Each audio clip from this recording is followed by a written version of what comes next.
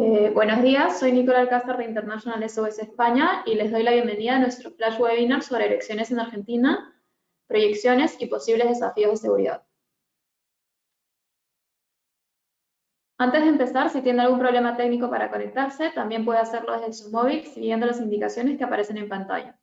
No duden en enviar sus preguntas durante la presentación, ya que al final de la sesión tendremos unos minutos para que nuestros expertos respondan a cada uno de ellos. Asimismo, les recordamos que también pueden utilizar este chat para confirmar que nos oyen bien y pueden ver la pantalla. Ahora esperaremos unos segundos a dar tiempo que todos se conecten.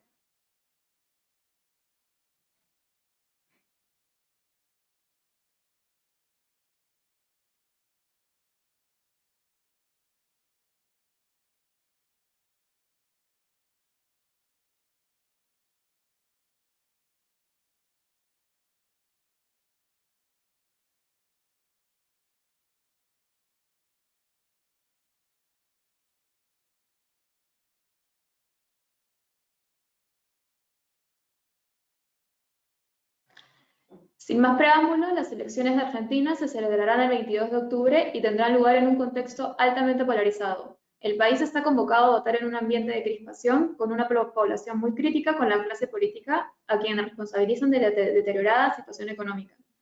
El candidato Javier Milei, alejado de la política de los partidos convencionales, obtuvo un amplio apoyo en las primarias de agosto, alterando el panorama político con unas propuestas disruptivas y alineadas con una ideología libertaria que ha generado controversia y un fuerte respaldo de parte de la sociedad.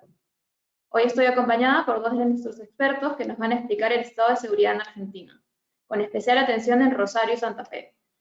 Nuestros especialistas repasarán el perfil de los candidatos con más opciones de vencer y detallarán las recomendaciones para aquellas empresas que tengan previsto desplazarse al país y cuenten con empleados locales. Les presento a David Quispe, analista principal de seguridad en América Latina, que reside en Santa Cruz, Bolivia, y ha viajado a diversos países de la región con el motivo de evaluar la situación de seguridad, los más recientes siendo Perú y Brasil.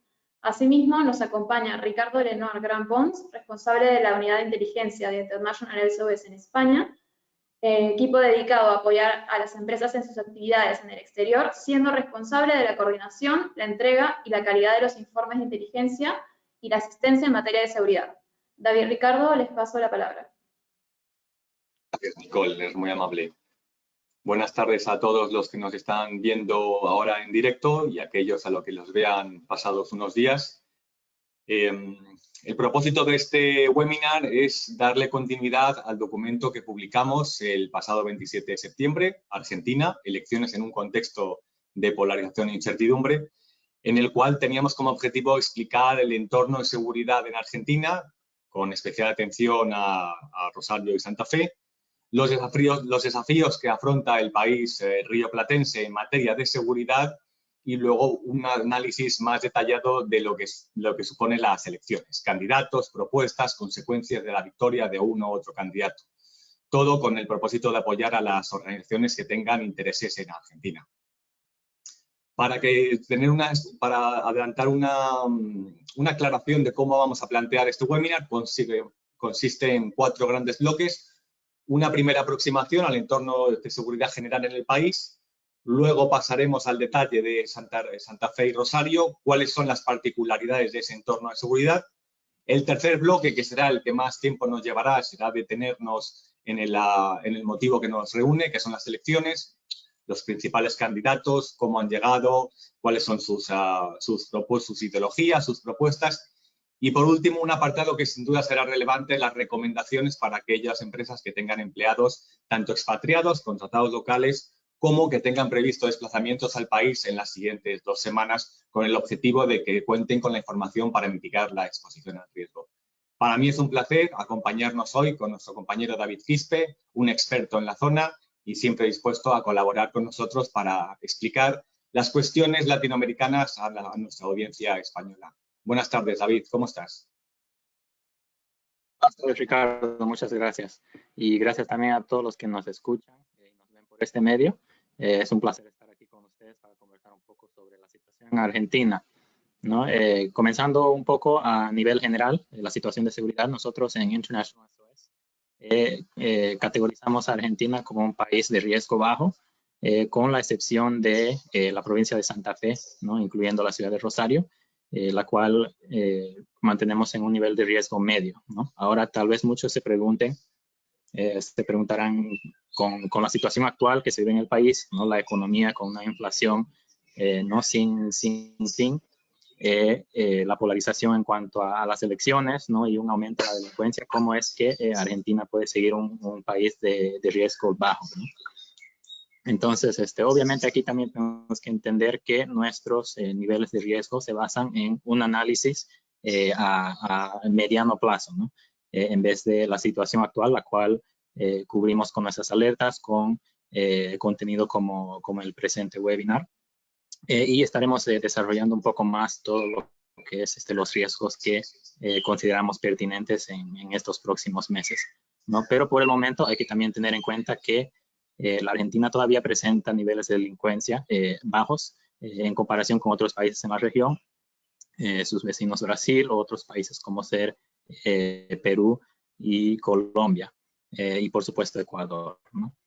Aquí tenemos un pequeño gráfico donde resaltamos tal vez las principales modalidades de la delincuencia, sobre todo el riesgo en Argentina, tanto para viajeros, expatriados como personal local, es la delincuencia callejera, ¿no? Hurtos y robos, lo que se conoce localmente como los motochorros, ¿no? Es una modalidad de ladrones que operan en motocicletas, ¿no? Y victimizan a los transeúntes que pasan tal vez muchas veces desapercibidos, ¿no? Dentro del tráfico caótico en las ciudades, sobre todo en Buenos Aires, ¿no? Pero a nivel del crimen organizado, la presencia en Argentina es mucho más baja a comparación de los otros países que acabo de mencionar, con la excepción de la provincia de Santa Fe, la cual hablaremos dentro de poco. Pero como les menciono, sí, la modalidad de robo de los motochorros, no delincuencia callejera, sí ha ido en aumento en varias zonas del país, incluyendo Buenos Aires, sobre todo en lo que es la provincia de Buenos Aires, ¿no? El área metropolitana, no tanto en las zonas céntricas, que son donde mayormente acuden los viajeros de negocio o los expatriados. También podemos ver focos de crimen en otras ciudades como ser Neuquén, ¿no? Debido a la creciente actividad económica relacionada con el yacimiento de Vaca Muerta. Se ha visto, debido al gran movimiento económico que ha generado, ¿no? Una incipiente criminalidad relacionado a los robos, ¿no? Otras actividades ilícitas, el microtráfico de drogas, ¿no? Temas de prostitución, etcétera, que si bien no afectan directamente a los viajeros, a Vaca Muerta o a Neuquén, sí repercuten, ¿no? En estos temas de criminalidad. Hemos notado un incremento del 30% en el 2022 en cuanto a los robos en Neuquén, ¿no? Entonces estos focos de la delincuencia es algo a tomar en cuenta también cuando uno está preparando un viaje al país, dependiendo qué zona, qué ciudad va a visitar. Y por supuesto Santa Fe, ¿no? que durante las últimas décadas siempre ha tenido un nivel de delincuencia más alto, y vamos a hablar un poquito del por qué.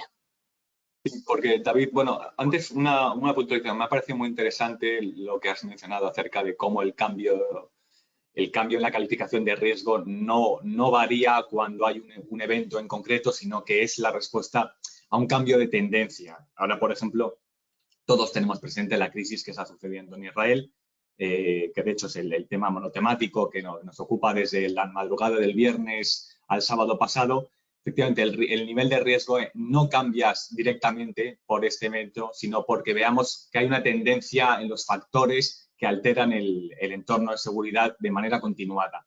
Y es por eso que Argentina, a pesar de lo que se ha podido leer en prensa, los saqueos que pasaron en agosto, que luego mencionaremos, mantiene ese nivel de riesgo.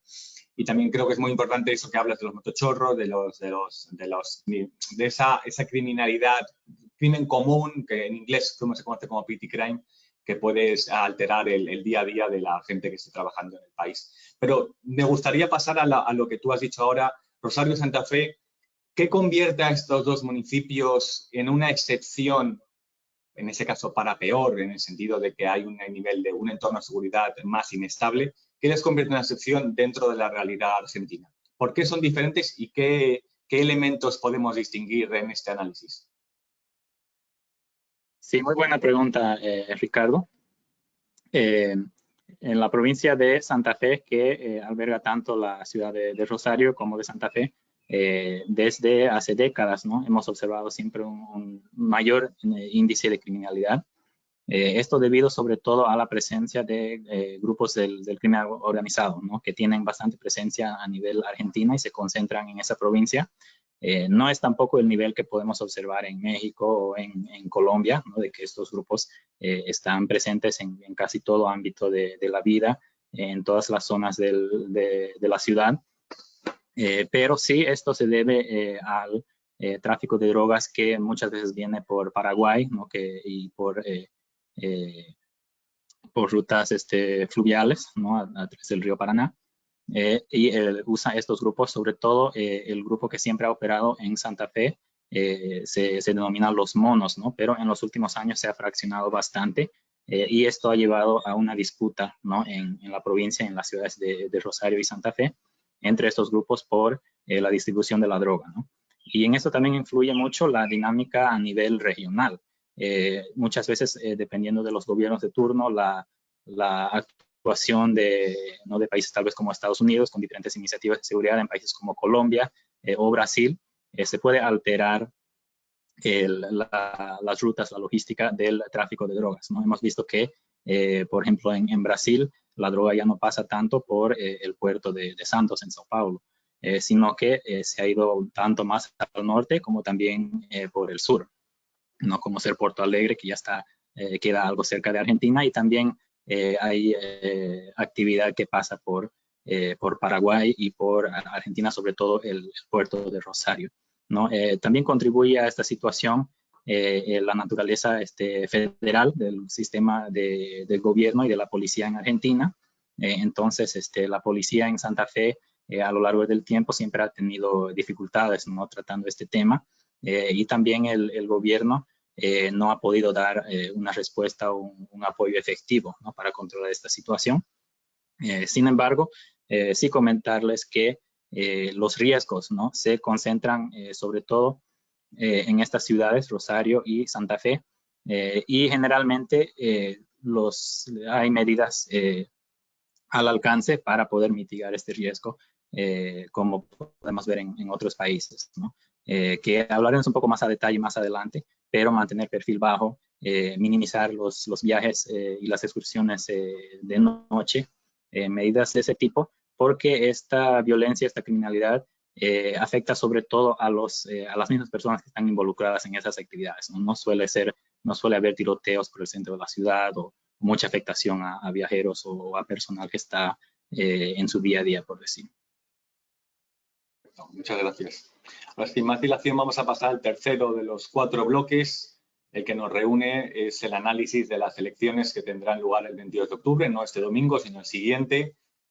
Unas elecciones que sin duda han causado mucho revuelo mediático, han tenido mucho eco las actuaciones de uno de los candidatos, Javier Milei, una persona que si bien era ciertamente desconocida, por lo menos en España hace como un año aproximadamente, ha ido ganando más protagonismo, ha hecho un manejo extraordinario de las redes sociales, la imagen que proyecta en Twitter, en Instagram, demás, le ha conseguido un gran respaldo. Sí puede ser un candidato inclasificable dentro de las 2 grandes corrientes más históricas de la segunda mitad del siglo XX en Argentina, el peronismo o el movimiento más conservador. Es sin duda un elemento novedoso en la política argentina, pero probablemente no en la escena global. Hemos visto fenómenos como el suyo en América Latina, en Europa, en fin. Lo que queríamos es entender mejor cómo llegan los tres principales partidos, Sergio Massa, que es el actual miembro del Ejecutivo, la candidata Bullrich y el Javier Milei, cómo llegan, con qué apoyo llegan. Tenemos el recuerdo de paso de las primarias de agosto, que evidentemente vemos ahí los números, sirven como una muestra de la fuerza que llegan, pero no sé si han llegado con la misma fuerza y no solamente las probabilidades que tienen de conseguir la victoria en primera o en segunda vuelta, si no llegan a las condiciones que establece el sistema político argentino, y cuáles serían las consecuencias, porque ya hemos visto políticos, pues, por ejemplo, en Europa tenemos el caso de Meloni, en Italia, que en campaña o en pre-campaña han preconizado un mensaje, unas ideas que luego la realidad se ha encargado de restar, ¿no? De que esas expectativas al final se han visto, no se han llegado a cumplir. David, con esta breve presentación que he hecho, ¿qué nos puedes decir? ¿Qué hay de cierto? ¿Qué parte se ha exagerado? ¿Y cuáles son las posibles consecuencias de una hipotética victoria de uno de los tres principales candidatos? No, gracias, Ricardo. Efectivamente, has hecho una excelente presentación del escenario actual. Los primeros tres candidatos que ven en la pantalla son los que tienen alguna posibilidad, ¿no?, de o bien pasar al balotaje y eventualmente ser la próxima presidente de Argentina, ¿no? Los últimos dos, Juan Schiaretti, es el gobernador de Córdoba, ¿no?, que sobre todo está haciendo una campaña para llamar la atención a temas que afectan a las provincias del interior del país, ¿no? Pero no tiene, su posibilidad de ganar es nula, así como la de Miriam Bregman, ¿no?, que es una activista del Frente de Izquierda que se presenta también en cada elección general, pero tampoco tiene posibilidad de pasar a la segunda vuelta o ganar, ¿no? Como bien mencionas, Ricardo, el principal fenómeno de esta elección ha sido Javier Milei, ¿no?, que es actualmente diputado, no es totalmente nuevo, pero sí es un fenómeno que a nivel nacional, porque él es diputado de Buenos Aires, como también a nivel internacional, ha ganado mayor destaque en estos meses, ¿no? Y sobre todo en su irrupción sorpresiva en las PASO, las primarias abiertas, en la cual él sacó más votos que cualquier otra agrupación política, ¿no?, incluyendo las dos tradicionales, que actualmente es representado por Unión por la Patria, del actual ministro de Economía Sergio Massa, que es de izquierda o de centro izquierda, y Patricia Bullrich, que representa Juntos por el Cambio, agrupación del expresidente Mauricio Macri, de centro derecha, ¿no? Y Javier Milei, comencemos un poco con él, viendo primeramente cuál es su posición actual, ¿no?, en las encuestas, nuestra proyección sobre qué es lo que podría pasar, y las repercusiones de seguridad, ¿no? Él, como mencionó Ricardo, tiene unas propuestas que se podrían considerar radicales, ¿no?, dentro del espectro político tradicional de Argentina, sobre todo en sus medidas económicas. Él es muy a favor de las fuerzas y las dinámicas del mercado, ¿no? Entonces, su propuesta se basa en achicar el Estado, el gasto público. Tiene una retórica que se podría decir en contra de la clase política, ¿no? Entonces, un poco populista en ese sentido, ¿no?, pero habla mucho de la casta, ¿no?, de barrer con la casta y de sacar una motosierra, ¿no?, para ir recortando los gastos según el necesarios en el Estado. Y esto ha llamado la atención de muchos argentinos, dada la situación actual de la economía, ¿no?, además de casos muy notorios de corrupción que se han dado últimamente en los medios. Él ha tenido esa fuerza, ese apoyo, sobre todo en las redes sociales, ¿no? Y él actualmente está como el favorito en cuanto a las encuestas, se posiciona en primer lugar y hay mucha expectativa de que él pase al balotaje. Hay una pequeña posibilidad también de que él gane en primera vuelta. Él sorprendió, superó las expectativas de las encuestas en las primarias. Entonces sí existe esa posibilidad, aunque nosotros la consideramos menor, así también como hay una pequeña posibilidad también de que no pase al balotaje debido a un posible estancamiento en su apoyo en estas últimas semanas, ¿no? Pero el caso más probable es de que él avance al balotaje. En ese caso no esperamos ningún impacto significativo en la noche de la elección o de los resultados o en los días siguientes. Digo tal vez significativo o que podría generar una crisis, ¿no? Lo que sí podríamos ver muy probablemente son manifestaciones, ¿no?, en contra suya, en contra de Javier Milei, debido a sus posiciones radicales en algunos sentidos, su posición respecto al aborto, etcétera. Esto ya ha generado un rechazo en un sector de la población y es posible que esto salga a manifestarse. Ahora, en el pequeño caso, en la posibilidad de que él no logre pasar a la segunda vuelta o al balotaje, aquí sí se podría dar una serie de manifestaciones por los que lo apoyan a Javier Milei. Él ya en las primarias ha hablado de un supuesto fraude en su contra que le ha quitado 5% de los votos, ¿no? Pero como fue una primaria y como además él ganó, no tenía mucha repercusión o mucho impacto. En caso de que él no lograra avanzar al balotaje y él nuevamente saca ese discurso de un fraude en su contra, es muy posible que pueda llamar a sus seguidores a manifestarse o que estos lo hagan orgánicamente, ¿no? En lugares céntricos de las ciudades de Buenos Aires. Y también aquí es importante destacar que Milei tiene un apoyo a nivel nacional, ¿no? Sergio Massa tiene tal vez una concentración en la provincia de Buenos Aires y en algunas otras zonas del país, pero no en la parte céntrica de la capital o en muchas provincias del interior. Entonces esto, en caso de que Javier Milei no avanzase, sería muy posible que veamos manifestaciones, cortes de ruta a lo largo del país por un periodo de algunos días, dependiendo de la situación. Ahora, pasemos un poco a Sergio Massa. Él es el candidato de la izquierda, la que gobierna actualmente el país. Él es ministro de Economía y a pesar de que ha tratado de distanciarse un poco del actual gobierno, continúa generando un fuerte rechazo en gran parte de la población que no está de acuerdo con la situación actual del país, el rumbo de la economía, etcétera, ¿no? Sin embargo, él sí cuenta con un fuerte respaldo de los gremios que tienen una presencia muy fuerte en la Argentina y ellos participan en manifestaciones, organizan piquetes, muchas veces con cortes de ruta, sin importar quién es el gobernante, ¿no? Incluso en este actual gobierno de izquierda se presentan cotidianamente estas actividades de protesta, pero ellos sí suelen apoyar más a los grupos a los partidos de izquierda, ¿no? Entonces, en este caso, si Massa no logra avanzar a la segunda vuelta o al balotaje, en caso de que el resultado sea Javier Milei y Patricia Bullrich, que se disputen la presidencia, es muy posible que estos grupos salgan a manifestarse en contra de los resultados, ¿no?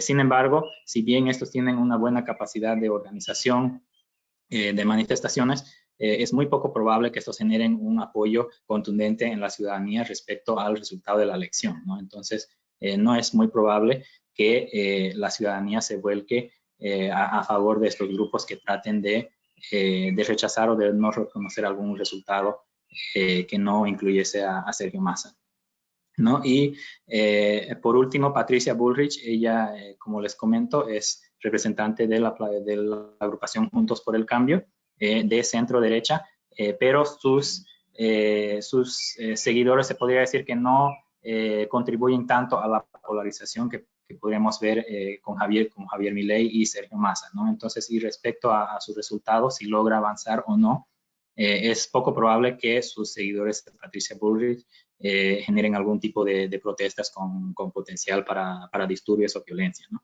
El escenario que generaría más polarización sería Javier Milei contra Sergio Massa.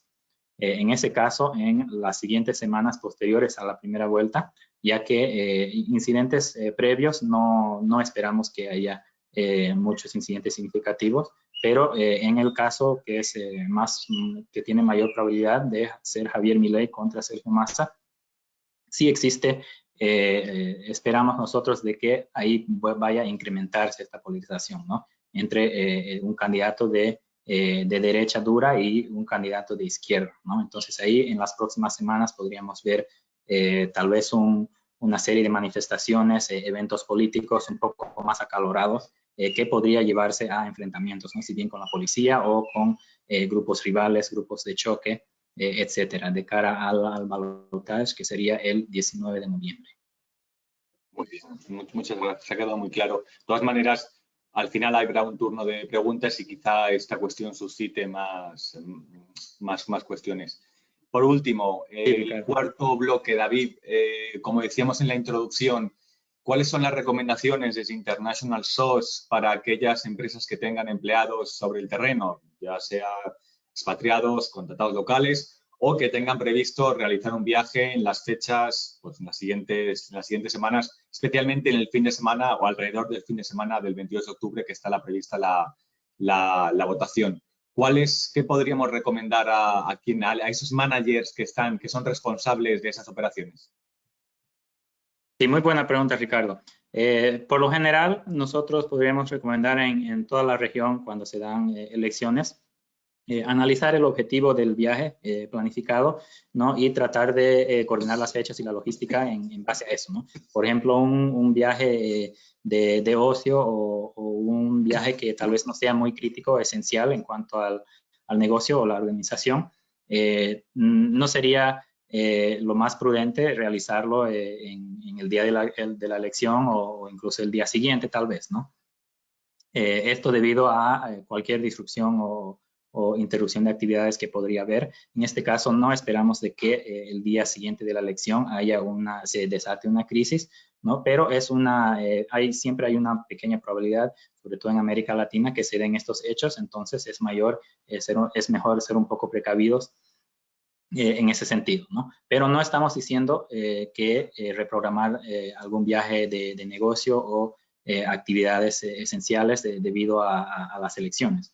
Esto sería un contraste con la situación que vimos en Ecuador, donde sí hubo incidentes de mucho mayor impacto, hechos de violencia, enfrentamientos, etcétera. Ese no es el escenario de Argentina. La recomendación que podríamos dar, sobre todo en este momento, es estar muy atento, monitorear el desarrollo de la elección, de los niveles de polarización, sobre todo en los días y semanas siguientes a esta elección del 22 de octubre, de cara a la segunda vuelta, ¿no? Y ver algunos indicadores del nivel de actividad de protesta, por ejemplo, y mantener contacto con nosotros en International SOS, así como con sus contactos locales, ¿no? Para poder ver y detectar a tiempo en caso de que se esté desarrollando alguna escalación en la situación de seguridad, ¿no? En ahí ya quedaría tomar algunas medidas adicionales, ¿no? Como Ricardo, tal vez podrías comentar un poco